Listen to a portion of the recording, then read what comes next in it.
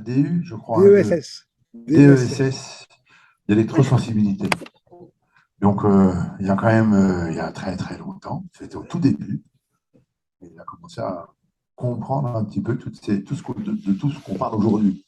Donc, c'est le chemin aussi qui est intéressant à comprendre, et que ben voilà, ce dont on parle aujourd'hui, en fait, ah oui, il y a des racines il y a longtemps. Donc, quand on entend Marc-Henri, par exemple, tout à l'heure, qui nous parle de choses qui nous... Ça défrise. Mais en fait, voilà, il faut un certain temps pour que ça arrive.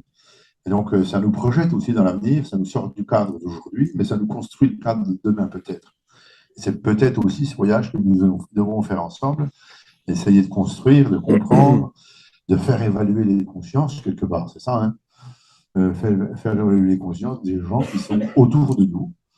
Nous serons, à la fin de ces 2 jours, tous un peu colporteurs, du moins je l'espère, d'une vision du monde d'après ou du monde prochain ou du monde en mouvement, puisque n'importe comment, qu'est-ce qu'on fait? Sinon, on est toujours en mouvement. L'Homo sapiens est toujours en mouvement, il sait faire que ça. Donc, on est dedans, sachons l'être et sachons en profiter, surtout. À l'instant qu'on profite du mouvement, on vit. Je crois que Marc nous a dit ce matin, le mouvement, c'est important. Aliou nous l'a dit aussi. Et puis, Bernard nous a dit qu'il fallait qu'on change le nom de l'hôpital. Donc, évidemment, on est encore en mouvement. Et à chacun sa notion du mouvement. Ceci étant, Michel, je vous laisse la parole. Bien. Voilà. Bon, oui, alors, ça va aller comme ça. Alors, on va faire un retour en arrière parce que ce que je vais vous raconter a une origine qui date de 62 ans, puisque c'était mes débuts comme enseignant à l'Université de Bourgogne il y a 62 ans.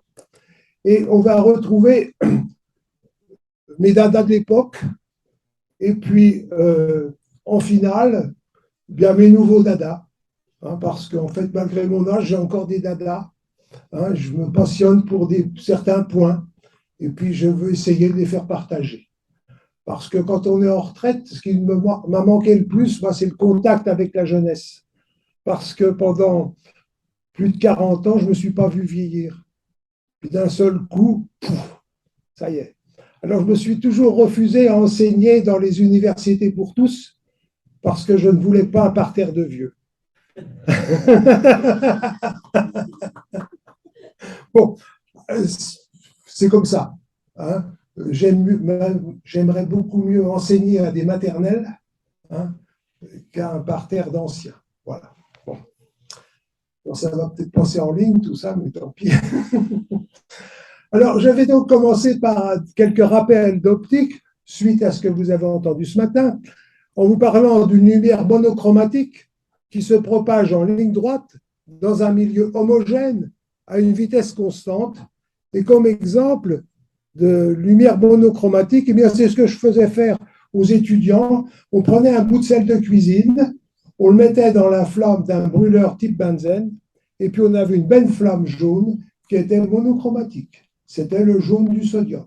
Et c'est à partir de cette manip-là, cette lumière-là, que les étudiants manipulaient. Hein. On avait le droit d'avoir un Beck Bunsen dans une salle de travaux pratiques.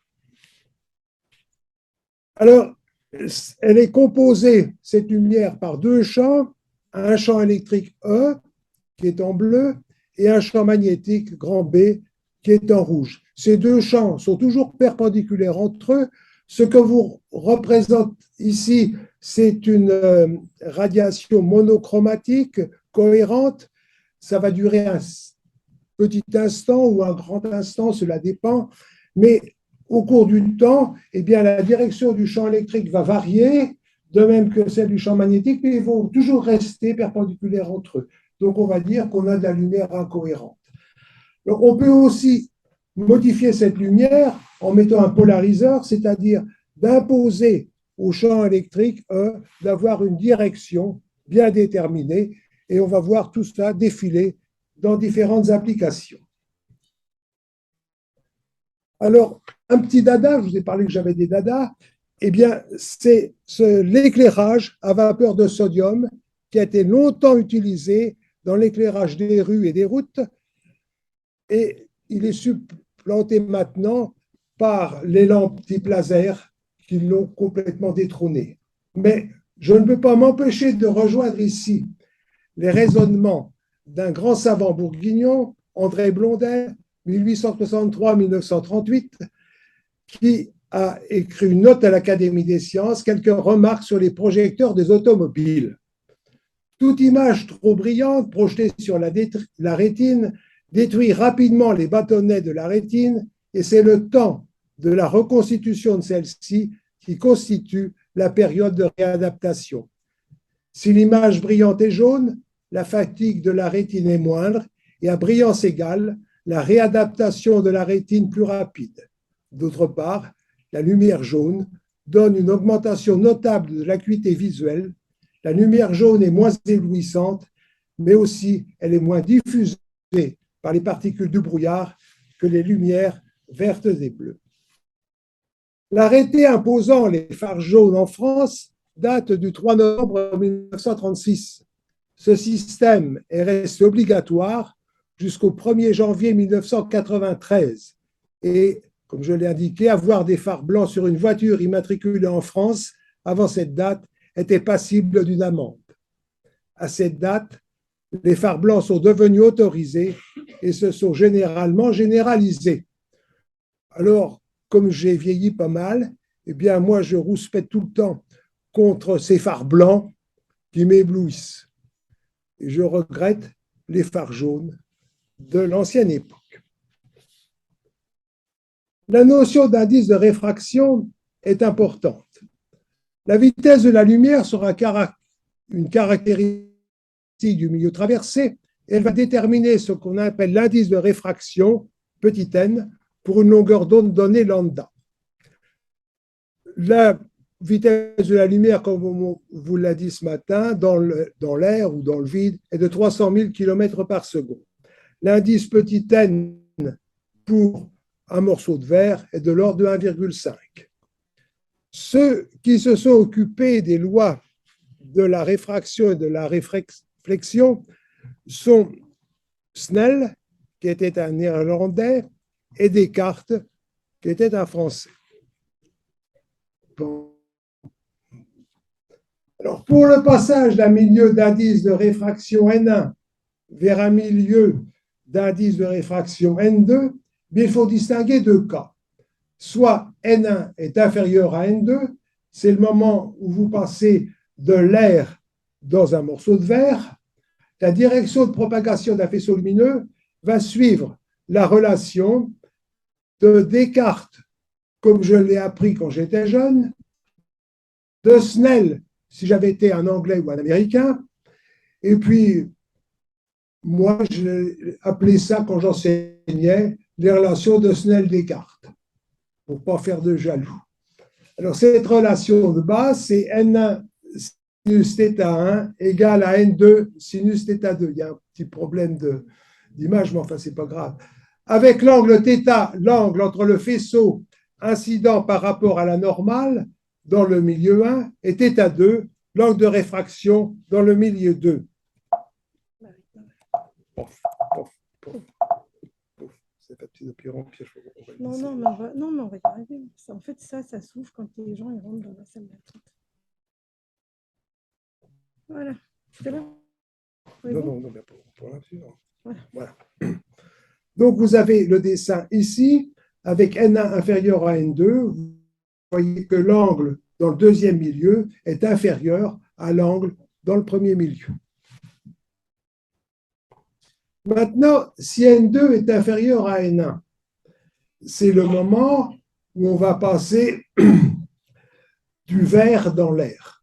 Il existe toujours deux angles importants. L'angle de réflexion, qui est égal à l'angle d'incidence, c'est ce que vous voyez dans la zone en gris.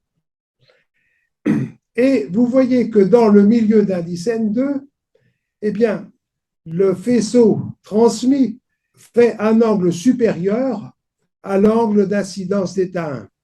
Donc, qu'est-ce qui va se passer? Eh bien, cet angle d'émergence arriver à un moment, on va atteindre l'angle de 90 degrés, c'est-à-dire que vous allez avoir un rayon qui va être tangent à la surface de séparation entre les deux milieux.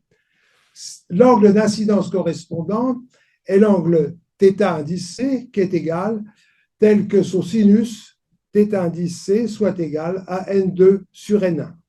Donc, c'est ce que j'enseignais au début et qui était enseigné dans les lycées. Au-delà de l'angle θC, il n'y a plus de faisceau dans le second milieu. C'est la figure que vous avez ici. Mais ça serait trop simple. Et c'est maintenant où vont apparaître des phénomènes nouveaux qu'on va appeler l'onde évanescente. Alors, c'était, quand j'étais jeune, c'était plus facile à montrer avec des ondes hertziennes qu'avec un morceau de verre. Donc, l'expérience, c'est celle qui est à gauche. Elle était faite avec deux prismes de paraffine et on éclairait le système par des ondes hertziennes. Donc, lorsque les deux prismes de paraffine étaient superposés l'un à l'autre, eh bien, vous aviez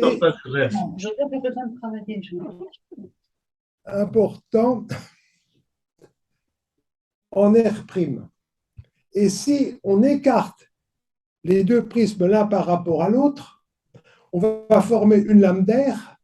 Et qu'est-ce qui va se passer? On va se trouver à un moment, à l'instant où on va avoir un faisceau qui va être réfléchi et plus de faisceaux transmis.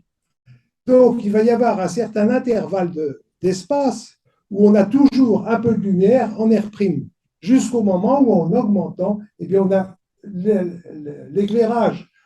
Ce n'est pas vraiment un éclairage, mais enfin, on va dire quand même en R', qui ne va plus exister. Alors, si on fait un petit peu de recherche, eh bien, on va trouver que, en fait, ça, c'était dans les années 1930. Eh bien, dans les années 1700, eh bien, Newton avait déjà mis en évidence cette onde évanescente. Et c'est ce que j'ai essayé de vous représenter avec le graphique, avec la figure qui est là. Vous avez un premier prisme en verre avec des faces planes, et puis au-dessus, vous avez un prisme avec une surface courbe, ici sphérique, hein, et vous voyez que lorsque je l'éclaire par un faisceau de lumière de rayons parallèles, eh bien, à un moment, on va avoir un contact optique entre la face plane et la face courbe, et le faisceau va être transmis. Lorsque le faisceau incidence est plus large, si vous voulez, eh bien, il va se passer un moment où la lumière va être réfléchie, ici. Donc, il y a une zone d'onde évanescente entre le contact parfait et le contact qui n'existe plus du tout. Et tout le problème va être de travailler maintenant dans l'optique moderne sur ce qui va se passer dans cette onde qui ne devrait pas exister et qui existe quand même. Donc, il faut essayer de calculer tout ça. Et pour cela, eh bien, il faut faire appel aux équations de propagation dont on vous a parlé ce matin. Alors, pour étudier cette zone, eh bien, il faut faire appel à la microscopie en champ proche qui a été inaugurée en 1982 avec le microscope à pointe, et Binning et Rohrer ont eu le prix Nobel en 1986 pour ces études. Donc, vous avez une pointe qui va pouvoir se déplacer sur la surface et très près de la surface. Et là, avec ça, on peut étudier des structures. Alors ça, c'est pour ce qu'on appelle l'effet tunnel optique, effet tunnel, qui n'est pas un effet optique. Et maintenant, j'arrive à la microscopie en champ proche optique. Le développement de la microscopie en champ proche optique date de 1984, 2 ans à peine après le microscope dont je vous ai parlé. La résolution annoncée est de lambda sur 20. Lambda, c'est la longueur d'onde, divisé par 20. Donc, c'est beaucoup plus que ce qu'on enseignait à l'époque, où la limite de résolution était donnée par le critère de Rayleigh en lambda sur 4. Donc, on n'était pas capable d'observer des défauts qui soient supérieurs à lambda sur 4. Donc c'est un très gros progrès dans la résolution des dispositifs. Alors, en 1990, un pas décisif sera franchi dans l'évolution de la microscopie en champ proche optique avec, dans un premier temps, l'utilisation de la fibre optique étirée, métallisée en tant que pointe, comme vous le voyez sur la gravure que vous avez sous les yeux. Alors, vous avez la sonde à fibre optique, vous avez l'échantillon qui est déposé sur un prisme et vous éclairez le système avec un angle d'incidence qui est supérieur à l'angle critique dont je vous ai parlé.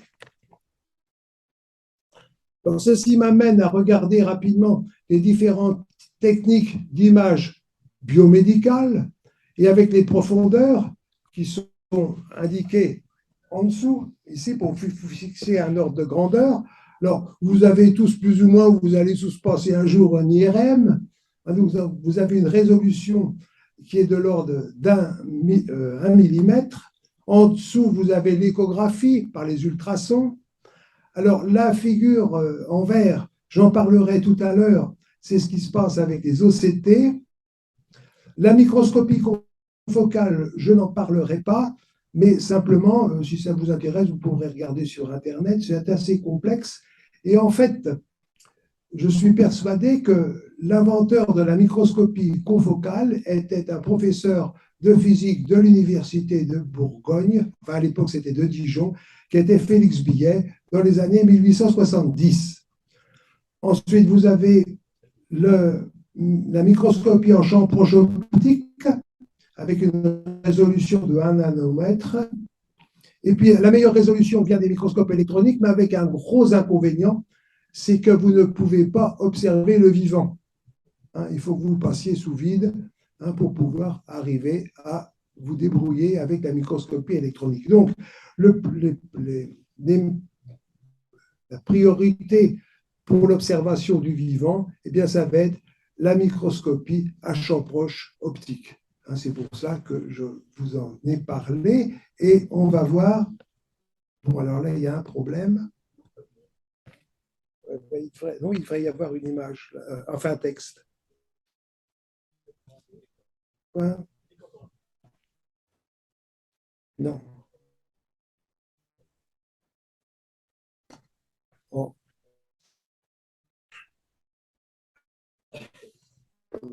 Non, vous l'avez, vous, là? Non. Non, non.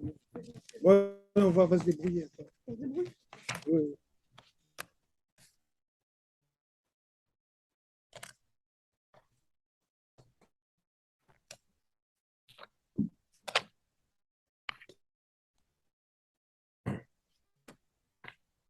Alors, ce que je vous présente là, c'est un exemple d'application qui sort de la thèse d'Éléonore Lambert, qui a été soutenue le 20 décembre 2018, avec comme titre « Apport de la microscopie à force atomique à l'étude des phénomènes dynamiques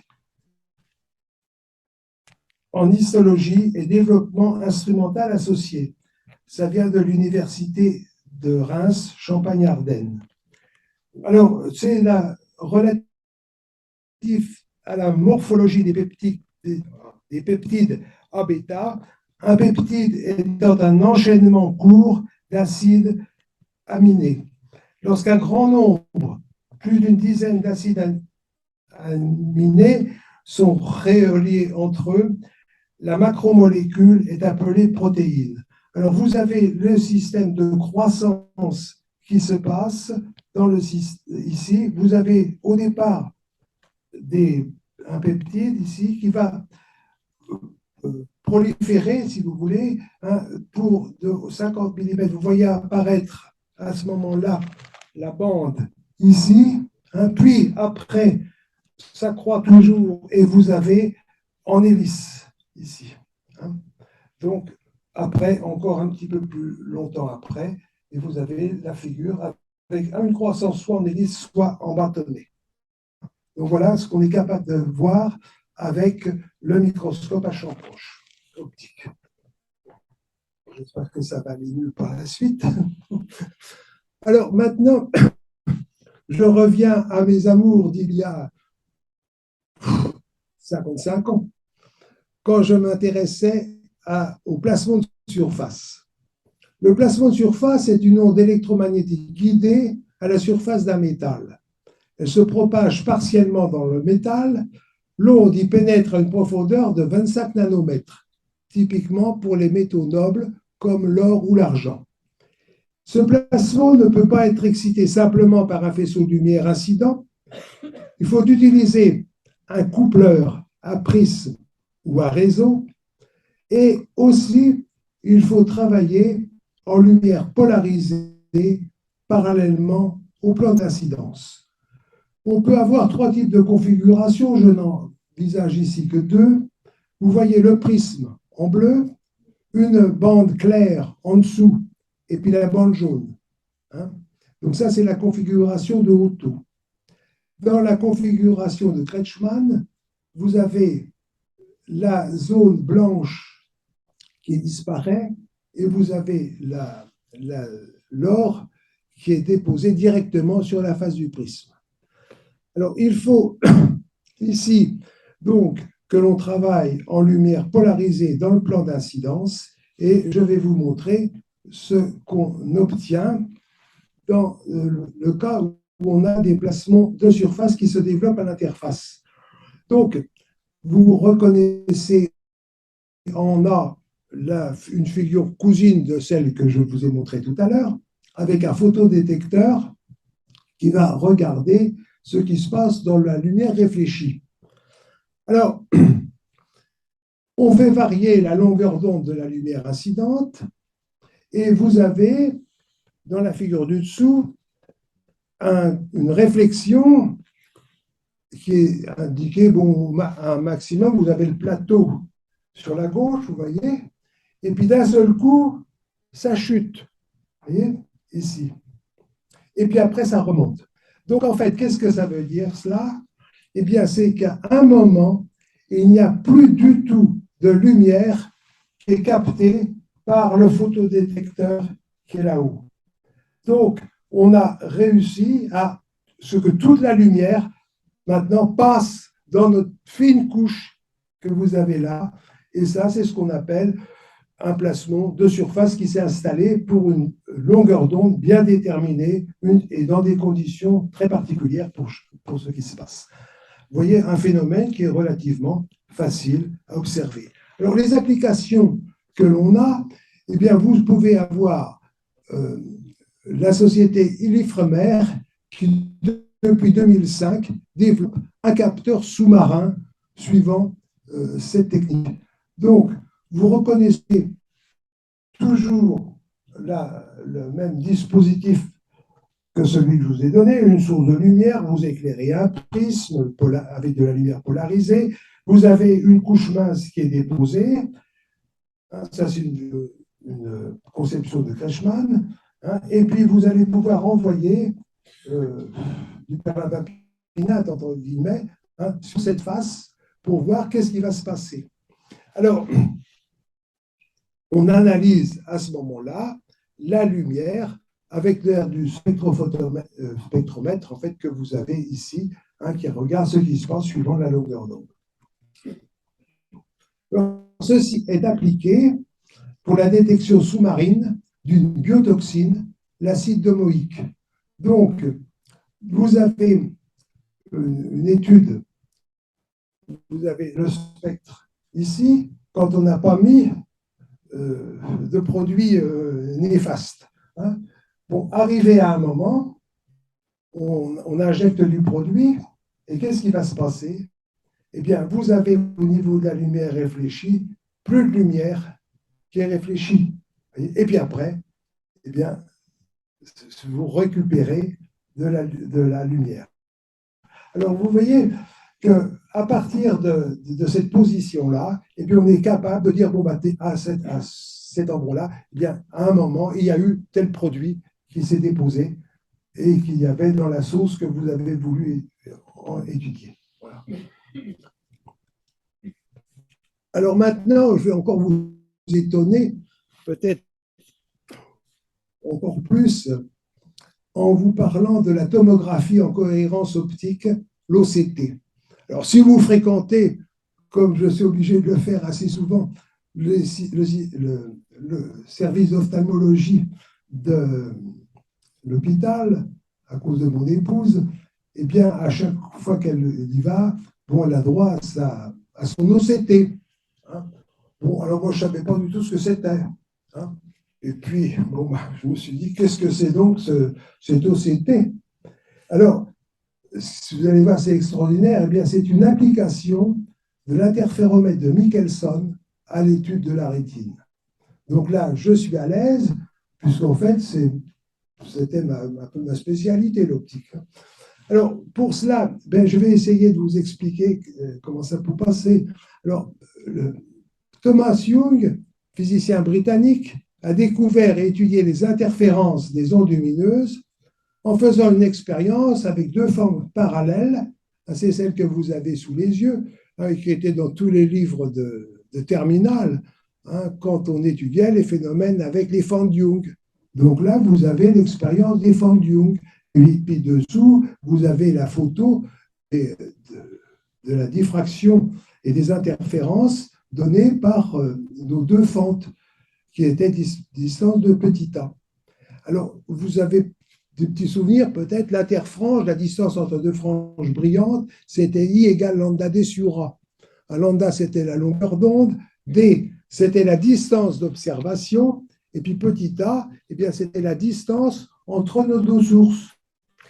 Et vous avez des graphiques ici qui étudient le dessin, la photographie que vous avez en faisant une coupe.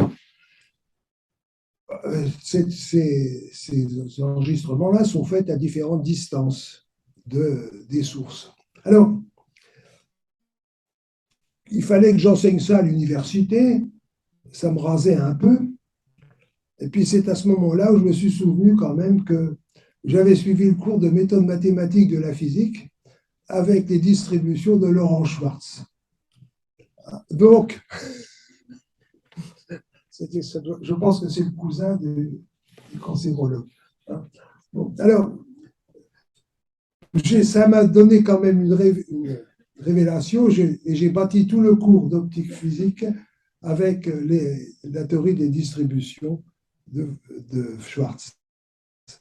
Donc, en particulier, les transformations de Fourier.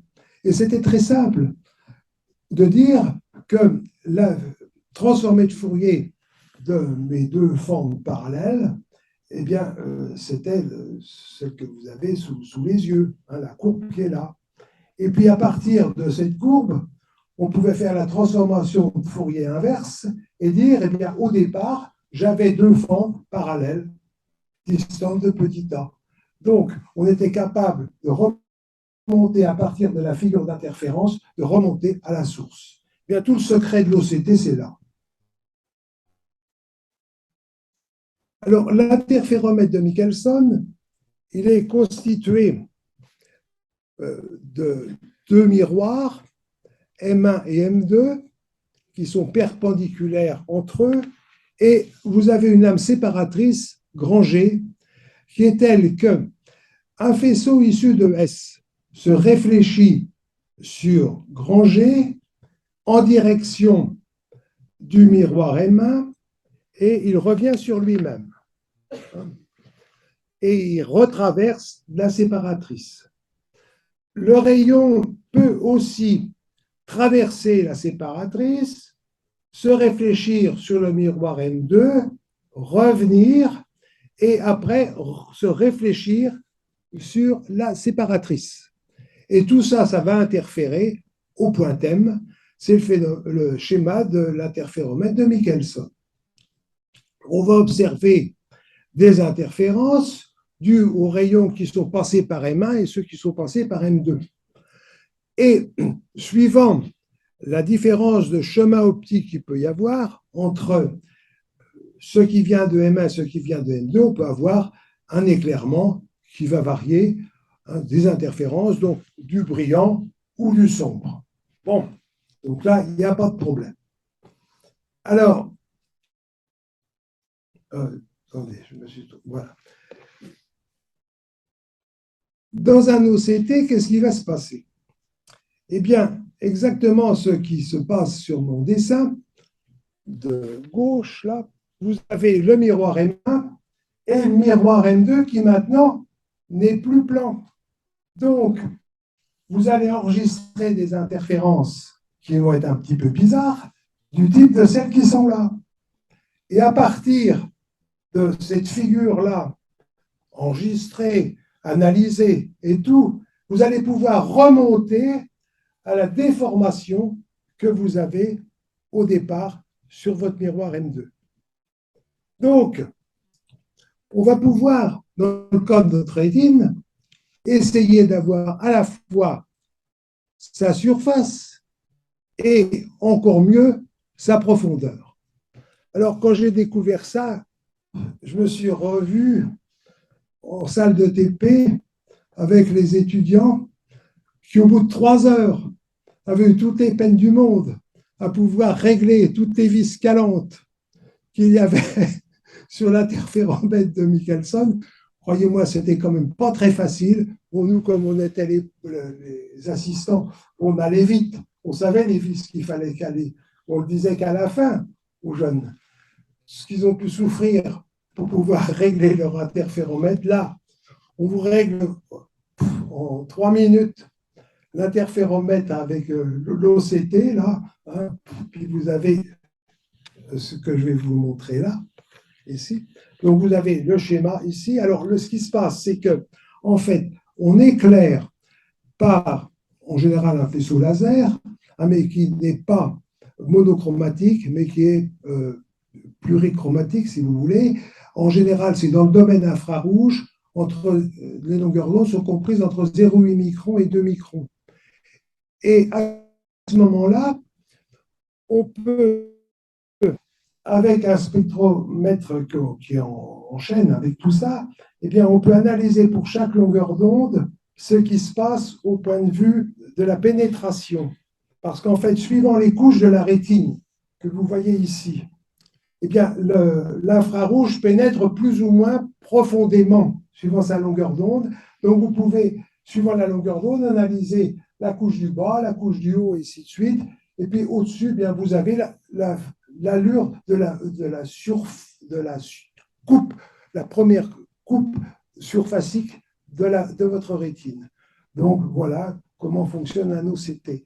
Alors, vous voyez, d'un côté, il y a 60 ans, 3 heures pour essayer de régler l'interféromètre. Maintenant, 5 minutes, vous avez toute la géométrie et la structure de votre rétine.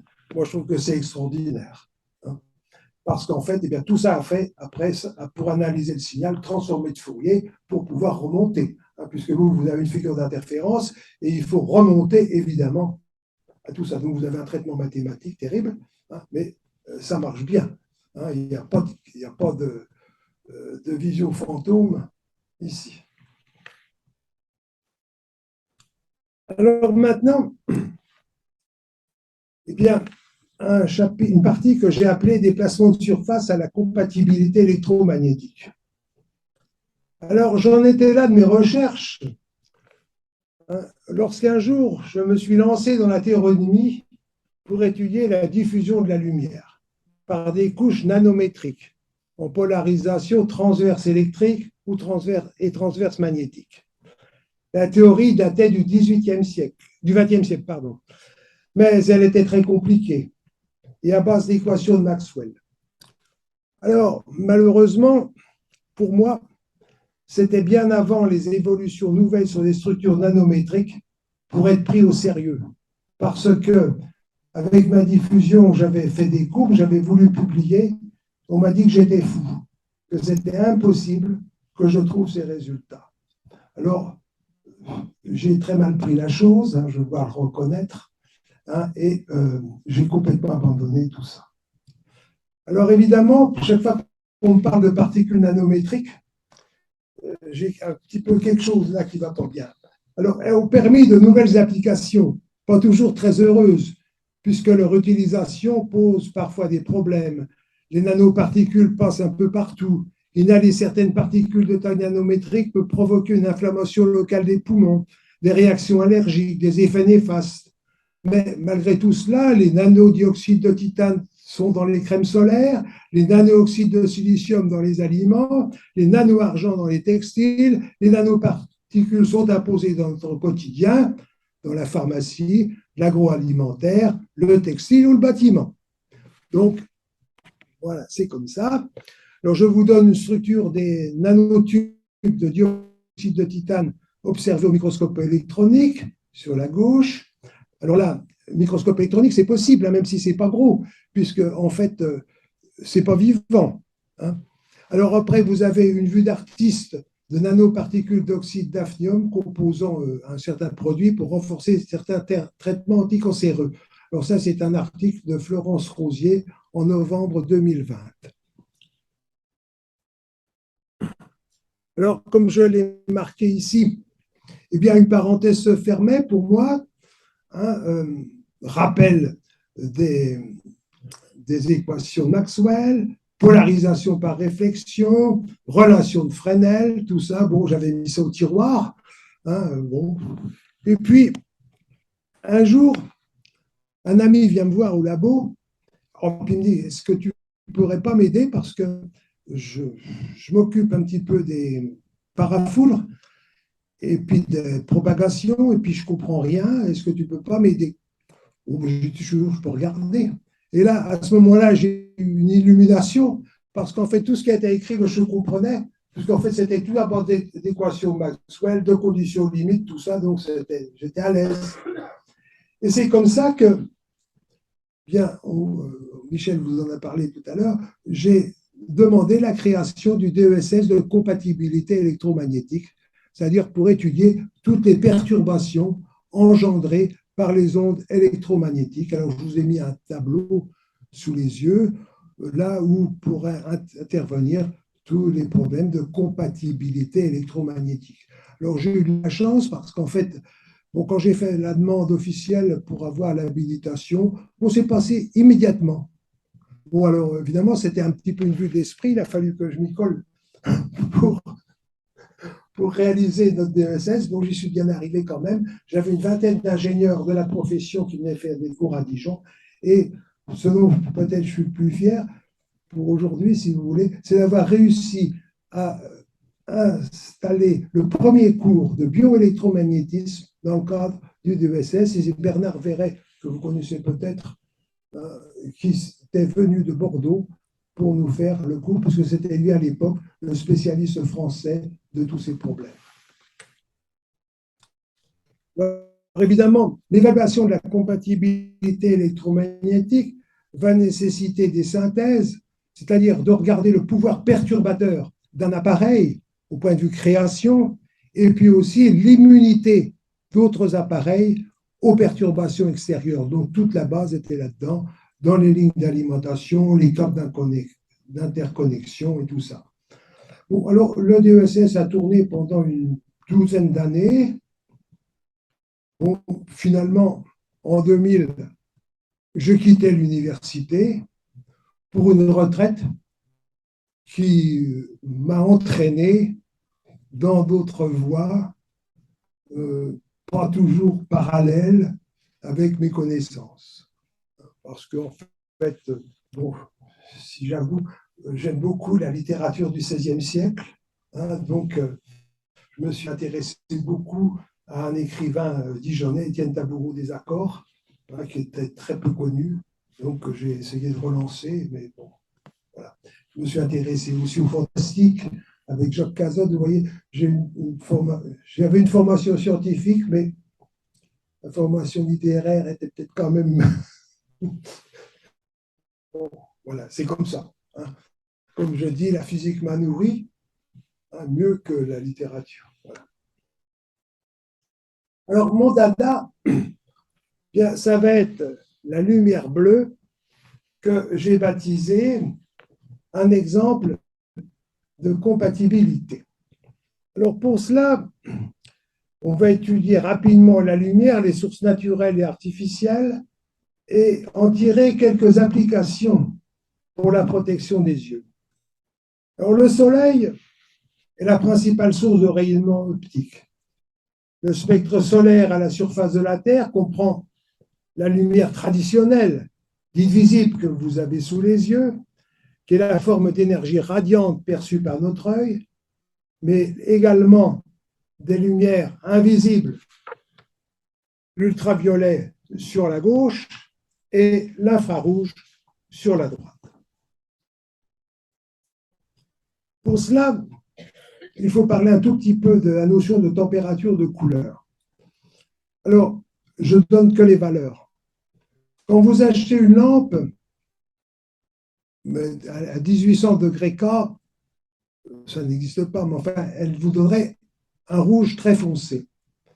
À 2200 degrés K, ça sera le rouge cerise. À 2600 degrés K, c'est le jaune orange. On rejoint ce que je vous ai dit au départ avec mon scientifique. 2600 degrés K, c'est le jaune orange. 3200 degrés K, c'est le blanc chaud.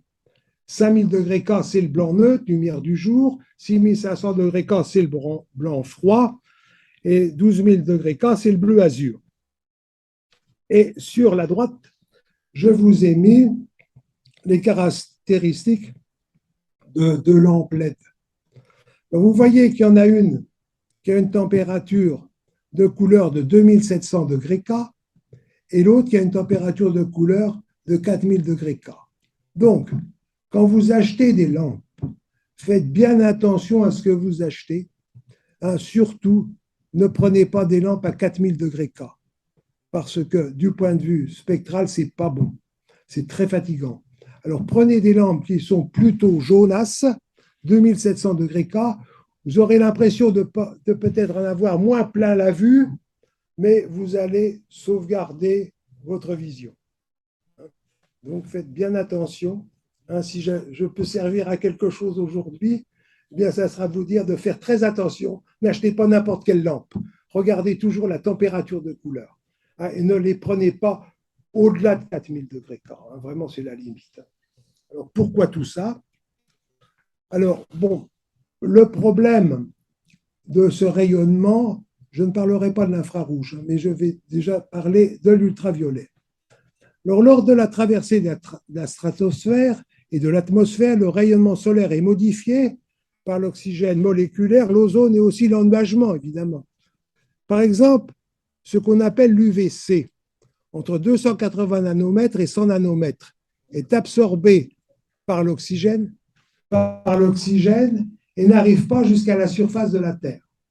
L'UVB, 315 nanomètres, 280 nanomètres, est absorbé partiellement par l'ozone de l'air.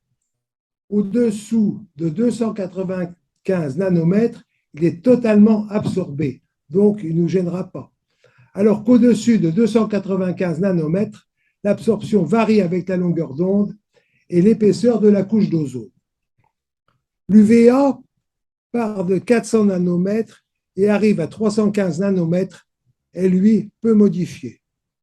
Alors l'homme est exposé aux UV émis par de nombreuses sources artificielles. Certains types de lampes à incandescence, lorsqu'elles sont à enveloppe de quartz, les anciennes lampes à enveloppe de quartz, c'était les cubes, vous savez, les lampes quartziode, là. Alors là, elles sont dangereuses parce qu'en fait, le quartz n'absorbe pas le rayonnement ultraviolet, enfin proche ultraviolet, donc ça peut être gênant. Les lampes fluorescentes, ça, ce sont les lampes qu'on vous a vendues à un moment, comme lampe au néon, mais en fait, ça n'a rien à voir avec du néon. Ce sont des lampes à vapeur de mercure avec un revêtement à l'intérieur de l'ampoule. Les arcs de soudure, alors là, c'est dramatique. Les photocopieurs, aussi faire attention. Donc, il faut faire attention à tous ces dangers auxquels vous pouvez être exposé. L'utilisation de l'ultraviolet dans l'industrie, le rayonnement UV est très répandu en imprimerie, polymérisation des encres, photolithographie, fabrication de composants microélectroniques, les photocopieurs, l'hygiène alimentaire. Pourquoi cela? Eh bien, c'est parce qu'en fait, dans ma jeunesse, les lampes à vapeur de mercure centrées sur la longueur d'onde 253 nanomètres étaient employées comme lampes germicides pour empêcher les pommes de terre de germer. Alors, vous avez aussi des réactions chimiques en technologie du vide, la désinfection. Rappelez-vous, quand vous alliez vous faire couper les cheveux, vous aviez le coiffeur qui avait une boîte où il mettait ses ciseaux avant de venir vous couper les cheveux. Ça a disparu tout ça. Désinfection, dermatologie, et puis alors le bronzage artificiel. Donc, il faut faire très attention à tout ça. Alors là, je vous ai mis le graphique de l'ultraviolet donné par une lampe à vapeur de mercure. Alors, on ne peut pas les voir. Et là, vous avez le spectre coloré de la zone visible de l'arc d'une lampe à vapeur de mercure. Alors, lorsque le corps humain est exposé au rayonnement UV, ce dernier que l'on ne voit pas est absorbé au niveau de la peau et des yeux par différents constituants cellulaires. Alors, les acides nucléiques, en particulier l'ADN du noyau des cellules, doivent être respectés pour assurer l'équilibre vital, parce que les UV peuvent induire des dégâts importants qui peuvent conduire à des mélanomes malins. Donc, il faut faire toujours très attention avec ça. Alors, il y a l'ultraviolet et la peau, maintenant. Alors, vous avez un schéma qui vous montre que l'UVC est arrêté par la surface superficielle de la peau. L'UVB peut rentrer jusqu'au derme et l'UVA peut traverser le derme. Donc, il faut faire attention et tout ça. Vous avez le rôle de la vitamine D. Le cholestérol naturellement présent dans l'épiderme absorbe les UVB qui le transforment en prévitamine D. Alors maintenant, qu'est-ce qui se passe pour notre œil? Pénétration des UV dans l'œil. L'œil naturellement protégé des rayonnements solaires ou artificiels par des structures géométriques efficaces. Vous avez les paupières, vous avez les cils, vous avez l'arcade sourcilière, qui vont réduire énormément la pénétration des rayonnements incidents. On n'y pense pas assez à ça. Enfin, vous savez, c'est souvent, quand c'est très lumineux, vous mettez votre main comme ça, en fait, vous servez de parapluie, quoi. Mais contrairement à la peau, qui est protégée par la couche cornée, l'œil, recouvert d'une mince couche de larmes, est directement en contact avec le milieu extérieur. L'inflammation de la cornée, c'est une kératite. Elle est déclenchée par des doses inférieures à l'érythème cutané. Donc, en fait, vous craignez beaucoup plus pour les yeux que pour la peau.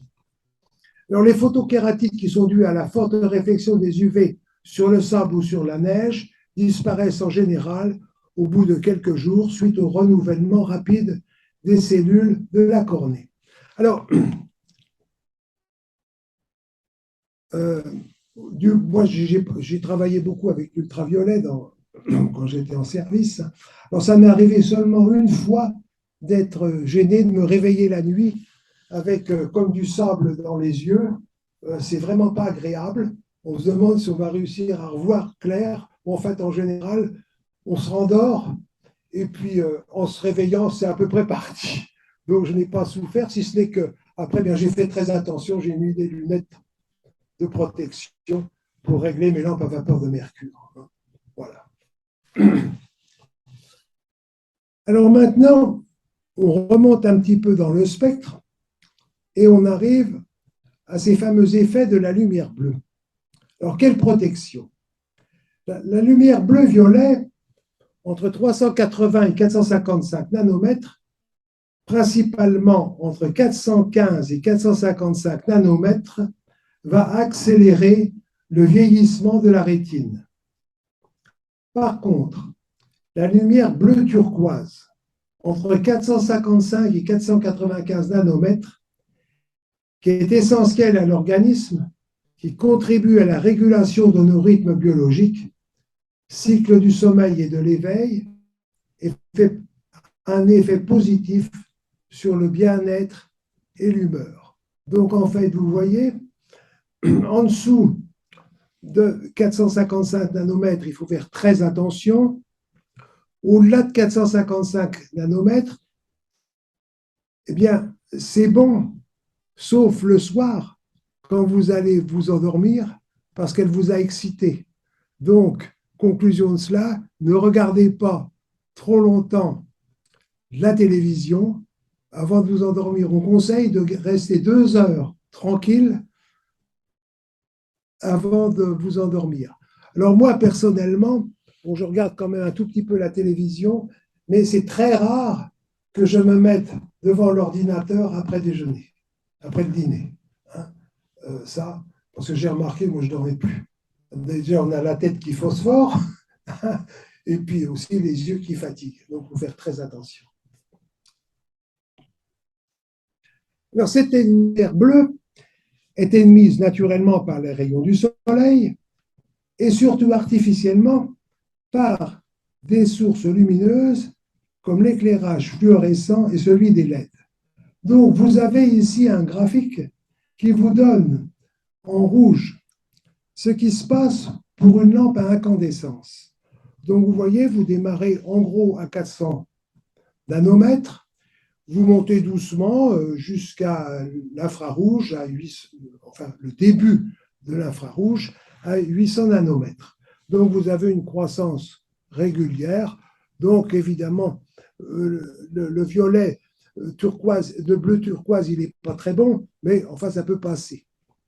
Et le drame, eh bien, ça vient des LED que vous voyez. C'est la courbe bleue. Donc, qu'est-ce qui se passe? Eh bien, vous avez un maximum important au niveau du bleu. Hein? Après une chute, et vous remontez jusqu'à une lumière qui est bonne, puisqu'en fait, vous êtes à 5450 à peu près angstrom, ça correspond au maximum de sensibilité de l'œil. Donc, la LED est bonne, sauf qu'elle est très mauvaise pour notre bleu turquoise. Donc, ça, vous y avez droit dans les téléviseurs, les ordinateurs, partout. Hein. C'est toujours un spectre comme ça. Alors, les dangers, eh bien, ils sont nombreux, hein, parce que vous êtes exposé à une lumière bleue importante avec nos lampes à LED.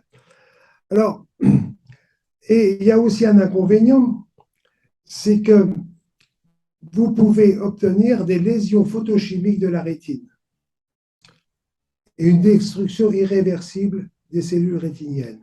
Donc, il ne faut pas regarder ça trop longtemps. C'est pour ça que je vous invite à ne pas prendre des lampes avec des fortes températures de couleur. Alors, l'inconvénient aussi ici, c'est que aux alentours de 450 nanomètres, eh bien, l'action de la mélatonine devient très réduite. Alors, vous avez un max, ça c'est la suppression du spectre avec la mélatonine ici. Donc, il faut faire très attention. Alors, ce type de lumière augmenterait le risque de DMLA, dégénérescence maculaire liée à l'âge, et jouerait également un rôle dans le développement d'une cataracte, ce qui n'est pas évident a priori, car de tout temps, nos prédécesseurs avaient de la cataracte. Alors là, je vous ai fait un petit flash pour la Bourgogne, pour Dijon, surtout si vous allez au musée des Beaux-Arts de Dijon, eh bien vous allez trouver un portrait de Vosges par Prudhon et aussi un buste de Jacques Daviel d'Attiret au musée. Alors je ne sais pas s'ils y sont encore depuis la réforme du musée, mais dans le temps, ils y étaient. Je ne suis pas retourné pour voir ça. Alors, en 1756, Daviel opéra l'artiste peintre François de Vosges, qui était devenu aveugle par suite d'une double cataracte. Celui-ci se rendit à Paris et fut opéré en présence des commissaires de l'Académie des sciences qui désiraient connaître la nouvelle méthode de cet oculiste qui consistait à ouvrir circulairement la cornée transparente et à extraire le cristallin. L'opération fut une réussite et permit à De Vosges de reprendre son activité car il avait été le créateur de l'école de dessin de Dijon et il ne pouvait plus dessiner ni peindre. Donc il a pu recommencer à devenir un artiste relativement coté, surtout pour avoir créé l'école de dessin de Dijon. Alors, j'aurais pu parler beaucoup plus là-dessus, mais enfin, on n'a pas le temps. Alors, les enfants et adolescents, dont les yeux ne filtrent pas pleinement la lumière bleue, constituent une population particulièrement sensible. En effet, les enfants sont plus vulnérables à l'incidence des rayons ultraviolets et de la lumière bleue parce que leur cristallin est moins capable de filtrer la lumière bleue à haute énergie. Il est donc essentiel, en cas d'exposition artificielle, de limiter le temps qu'ils passent devant les écrans. Alors ensuite, bon, ça vous touche un petit peu, mais enfin, les personnes AFAC, c'est-à-dire qui n'ont pas de cristallin ou qui ont des cristallins artificiels ou qui sont atteints de DMLMA, et les consommateurs, ça c'est plus important peut-être, de substances photosensibilisantes, médicaments, cosmétiques, peuvent montrer une sensibilité accrue à cette lumière bleue. Donc vous voyez, ce n'est pas anodin, hein, il faut faire très attention à ça. Alors, comme je vous l'ai dit, le bleu turquoise est important le matin et en journée pour rester éveillé, en soirée, mais il faut le diminuer. Alors l'idéal est donc de filtrer une partie du bleu-violet à son pic de toxicité entre 415 et 455 nanomètres et en laissant passer la lumière bleu turquoise essentielle pour notre bien-être. Donc il faut bien faire attention. Alors évidemment, il y a des solutions faciles que je vais voir tout à l'heure. Alors éclairage à LED, quels avantages, quels risques? Les avantages sont nombreux, ça n'explose pas, il n'y a pas de risque de bris de verre, il n'y a pas de risque de brûlure au contact. Hein, quand vous vouliez changer une ampoule quartz iode, là, bon, il fallait prendre un torchon, hein, ou son mouchoir hein, pour ne pas mettre les doigts dessus déjà. Émission de rayonnement ultraviolet ou infrarouge relativement faible, forte résistance au choc, souvent c'est dans des tubes en plastique, possibilité de gradation et d'intermittence de l'éclairage. Les inconvénients, et là c'est ce que je trouve le plus important, les économies d'énergie réalisables grâce à l'emploi de LED ne peuvent être faites au détriment de notre santé, notre bien-être ou notre environnement. Des solutions pour réduire les émissions bleues et infrarouges des systèmes d'éclairage public à LED doivent être trouvées, aussi bien sur les systèmes déjà installés que sur les futurs systèmes à produire. Et comme je l'ai dit, je me répète, ne pas prendre des LED avec une température de couleur trop élevée. Je pense que, voilà, c'est des techniques de répétition. Alors, le filtre interférentiel peut être une bonne solution, mais il est complexe. Alors, pour cela, je vous raconte un tout petit peu le problème de la couche anti-reflet. Il s'agit de déposer sur un échantillon de verre une couche mince d'un perlimpinpinat quelconque. Alors, si on fait un calcul pour une couche anti-reflet, eh bien, il faut que la condition coefficient de réflexion pour le faisceau 1 et pour le faisceau 2 sur mon petit dessin soient égaux. C'est-à-dire qu'on doit voir R1 égale à R2. Alors, si on fait le calcul, on trouve qu'il faut que l'indice petit n de notre couche soit égal à racine carrée de grand N, indice du support. Et l'épaisseur doit être en lambda sur 4, E minimum égal à lambda sur 4 petit n. Donc pour un verre d'indice 1,5, cela correspond à petit n égal à 1,22. Aucun matériau n'existe, alors on doit se contenter de la cryolite à 1,35 ou du fluorure de magnésium à 1,38. On obtient alors une intensité réfléchie non nulle, mais environ 4 fois plus faible qu'en l'absence de couche anti-reflet. Donc ça, c'est ce qu'on faisait dans le temps pour les objectifs d'appareil photo. On voulait avoir le maximum de lumière qui pénètre à l'intérieur de l'objectif. Maintenant, avec les smartphones de photo, là, je ne sais pas où on en est. Là, ça me dépasse un peu. Oui, là, c'est une autre époque. Enfin, c'est celle qu'on vit, mais bon. Alors, on peut aussi augmenter le coefficient de réflexion. Alors là, c'est le problème à résoudre pour arrêter la transmission de notre mauvais bleu. Alors, ce filtre est fabriqué en déposant alternativement du TiO2 d'indice 2,35 pour le jaune et du SiOX d'indice 1,48. Tout cela se fait par pulvérisation cathodique sur un substrat transparent. Alors, le TiO2 a été choisi par une société canadienne pour son fort indice de réfraction, ce qui permet d'obtenir un contraste d'indice élevé entre les deux matériaux. Alors, la réponse spectrale du filtre requise doit être telle qu'on veut atténuer les composantes bleues, qu'on veut laisser le rayonnement correct, et puis qu'on mange le rouge et même prochain infrarouge. Alors, pour cela, eh bien, il faut qu'on réalise des optiques à l'aide de 22 couches successives avec des épaisseurs calculées pour pouvoir éliminer le rayonnement qui ne nous va pas. Alors ici, vous avez un jeune Canadien, Geoffrey Belin, qui a étudié la fabrication de filtres interférentiels par déposition de couches pour l'éclairage LED. Alors ça, c'est ce qu'il a trouvé. Vous avez ici pour une couche de 16 filtres. Alors la transmission, vous l'avez, vous voyez la courbe comme ça. Mais alors ce qui est plus intéressant, c'est la figure à droite. Parce que vous avez en pointillé la courbe de la LED, vous regardez le dessin, et bien vous voyez que tout le mauvais bleu, il n'est pas transmis ici, que le spectre visible pour vous éclairer, il est tout bon, hein, et puis vous avez commencé à manger le rouge et l'infrarouge qui ne sont pas bons. Donc en fait, pratiquement, mais c'est à quel prix on peut arriver à avoir des LED qui soient pratiquement parfaites, voyez, avec un éclairage qui correspond bien à ce qu'on lui demande.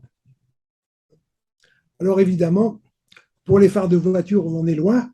Vous tapez tout le spectre qui est là, hein, ici. Alors pour les enfants, c'est encore beaucoup plus gênant parce qu'en fait, quand ils sont en voiture, ils sont à peu près au niveau de la route, vous voyez.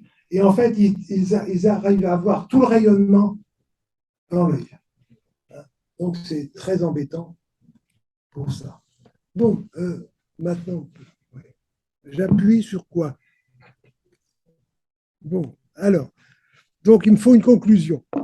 Alors, la conclusion, eh bien, je vais la prendre avec une chanson, Messieurs les prix Nobel. Pourquoi cela? Eh bien, c'est parce que dans mes nombreuses fantaisies, je me suis intéressé beaucoup à Pierre Loucky. Pierre Loucky, c'est un chanteur des années 1960 qui était le grand ami de Brassens. Et il a écrit beaucoup de chants. Il a fait aussi des pièces de théâtre. Enfin, il a fait plein de choses, mais ce n'est pas le but aujourd'hui. Et parmi toutes les paroles de chansons qu'il a faites, il y en a une, c'est Messieurs les prix Nobel, sur une musique de Colette Mansart, que j'ai eu au téléphone, et qui a 95 ans maintenant. C'est extraordinaire. Si vous savez, si vous pouvez tous avoir 95 ans et le tonus qu'a Colette Mansart, bon, ça vaut le coup d'atteindre les 95 ans. Alors, la voix pour l'enregistrement, ici, ça va être celle de Pierre Loucky. Et alors, ce qui m'a beaucoup plu dans ce chant-là, c'est parce que lorsque, je suis opticien, hein, quand Kastler a eu son prix Nobel, eh bien, c'est exactement ce qui s'est passé dans la chanson. Il a eu le droit qu'à penser à l'heure qui n'était plus celle des yéyés, c'est-à-dire à 11h du soir, le soir, hein, pour nous dire qu'en fait, Kastler avait le prix Nobel de physique. Hein. Donc, voilà la chanson. Alors, j'espère que ça va marcher. Alors, vous allez entendre la chanson, et puis vous avez quelques prix Nobel qui figurent là, et puis le texte des paroles. Alors, il faudrait qu'on puisse bien coordonner. Attends, parce que ça a pas l'air de...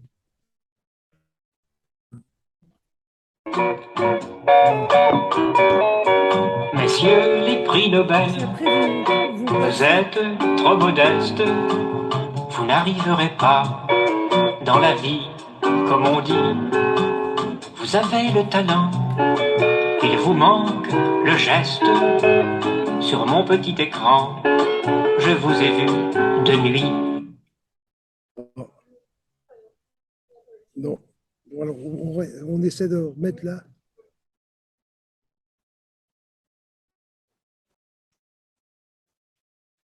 Non, pas l'air. Hein. Ça démarrait bien, mais... Bah oui, pourtant, j'avais mis à lire sur toutes les diapos. Mais... On va recommencer, on va le laisser Messieurs comme les ça. prix On va Nobel, laisser.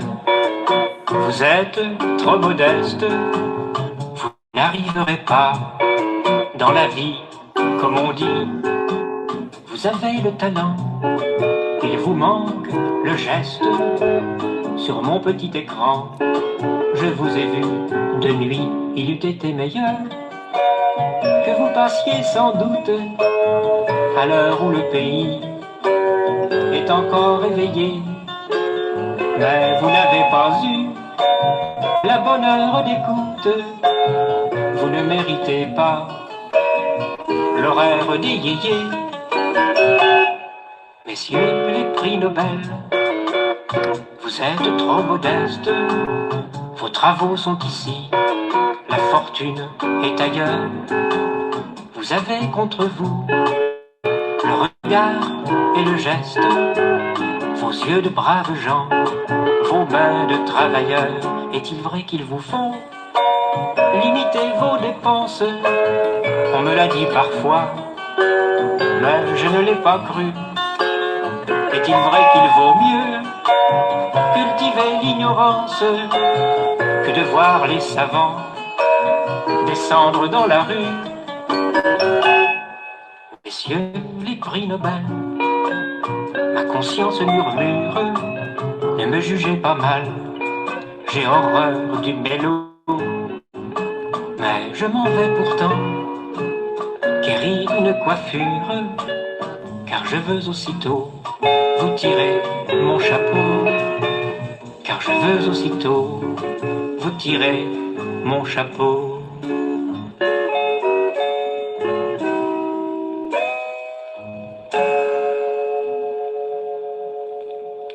Alors, normalement, vous deviez avoir...